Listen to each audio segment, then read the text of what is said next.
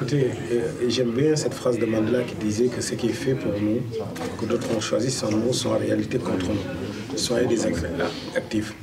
Je pense qu'on l'a démontré, on continue à le démontrer, que le développement de l'Afrique passera par les gens de la diaspora. L'apport de la diaspora est super important. Les gens, quand ils parlent de diaspora, je pense qu'ils confondent beaucoup de choses. C'est qu'aujourd'hui, les plus grands entrepreneurs en Afrique aussi, c'est les gars de la diaspora qui envoient, c'est eux qui construisent là-bas, c'est eux qui participent à l'économie, c'est eux qui aident leur famille. Et donc cet apport, il est super important. Il ne faut pas qu'on l'oublie.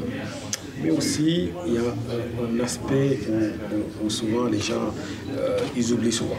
C'est qu'on parle on fait un mélange de tout en France, quand on parle politique. On parle aujourd'hui, moi, les gens me racontent dans la rue, ils me disent, Camille, mais pourquoi tu y arrives? Comme je le disais tout à l'heure, moi, je n'ai pas de problème d'identité. Moi, je me considérais comme Sénégalais. Mais les jeunes Français noirs et les jeunes Français arabes font partie des jeunes les plus maltraités de la société française. Ils vont en Afrique, on les prend pour des étrangers, ils viennent en France, on les prend pour des étrangers. Comment vous voulez que quelqu'un qui a un problème d'identité puisse s'affirmer dans un pays, créer de la richesse et de la valeur?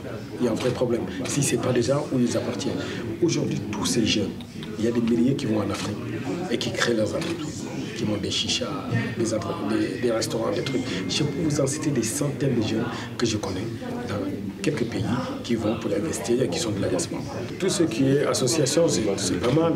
Si aujourd'hui on a besoin d'ingénieurs et qu'on peut les emmener sur des projets et qu'on a besoin d'une compétence africaine pour le truc, moi je pense que les échanges, c'est ce qui fait le monde. Hein? C'est juste que ça doit être équilibré.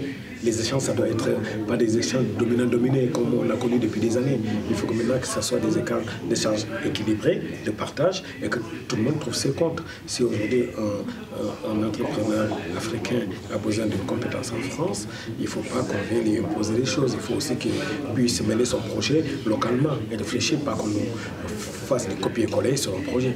Okay. C'est ça la vraie réflexion. La vraie réflexion, est-ce qu'on peut dire non, une association c'est toujours très bien, on apprend toujours. Chez les uns, chez les autres.